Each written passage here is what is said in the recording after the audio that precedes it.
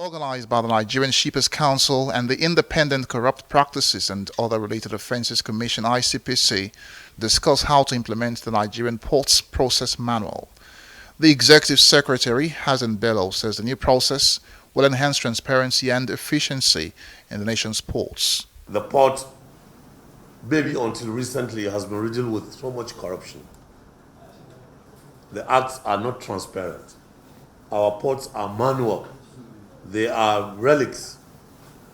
And we need to do certain things. First of all, if we are in competition with other ports in West and Central African sub-region, and indeed the world, then we must have a better port. These ports must be transparent.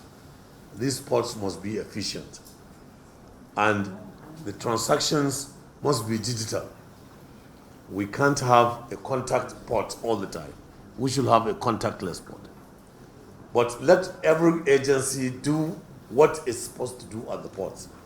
The ICPC says it is fully set to enforce the new process. So the Commission is coming into this partnership at this point as a law enforcement agency. We are working with, as has been mentioned, the Shippers Council, the Ports Authority, and DSS to fully enforce any infractions that anybody that does not follow these processes as laid down. Because we have heard from all the stakeholders that have spoken so far to say that this is the best way to go. It is not just a Nigerian thing, it's an international best practice that we are trying to implement here in the country. Representative of the Nigerian Customs Service notes that e-customs services at the ports has been approved and will take off in no distant future.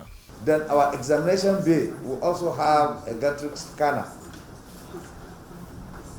Then our exit gate will have a gantry scanner, which means you may hardly see a custom officer. And if we have a complete integration, you may hardly see any agency in the port.